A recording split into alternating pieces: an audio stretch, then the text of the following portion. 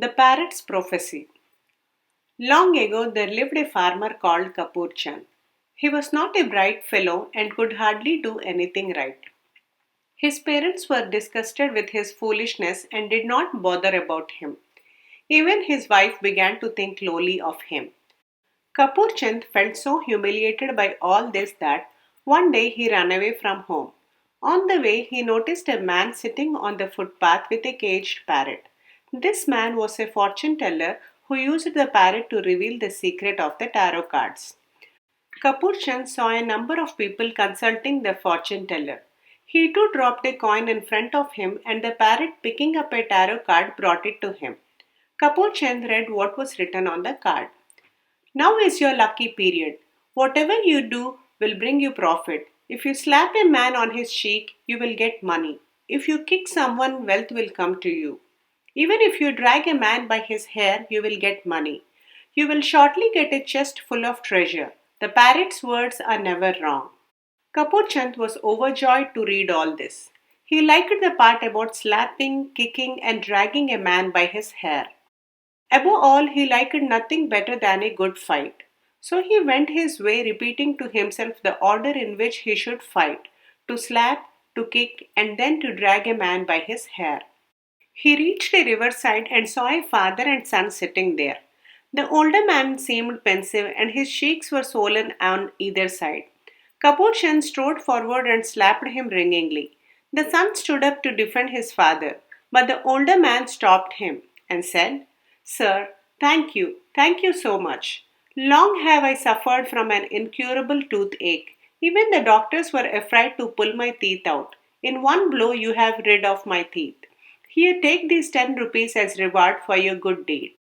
Kapurchand was astonished to find that the first part of the parrot's soothsaying had come true.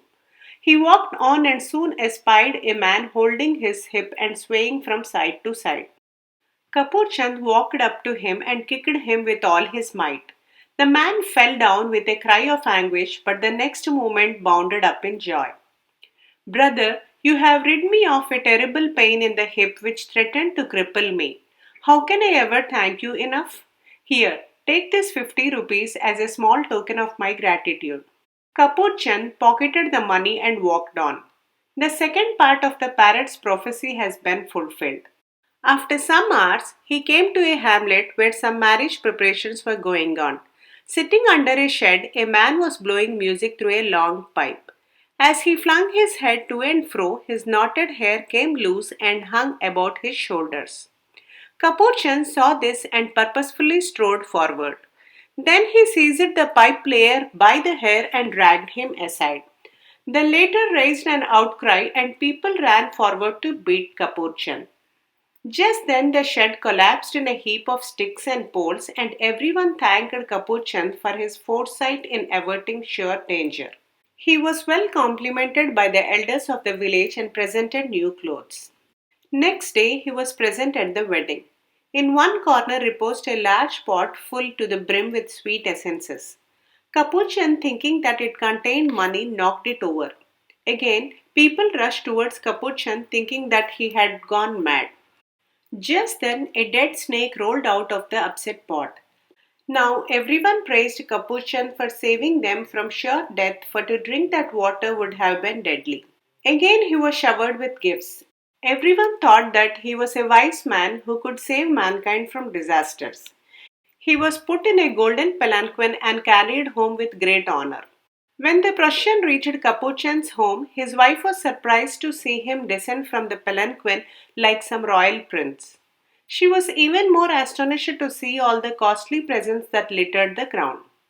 Kapurchand explained how he had come by all his wealth. "If I can slap, kick, and drag some more people by the hair, I will get lots more money," he declared grandly. His wife said, "No, please don't fight any more. Let us be happy with what we have." But Kapurchand would not listen and again set out on his travels. He came to another village where he saw a man reciting from the Holy Scriptures. He strode forward and slapped the holy man. Angry at this, all the people around fell on Kapurchand and hit him with sticks until he ran for dear life.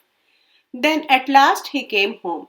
and related to his wife bitterly how the parrot's prophecy had failed him.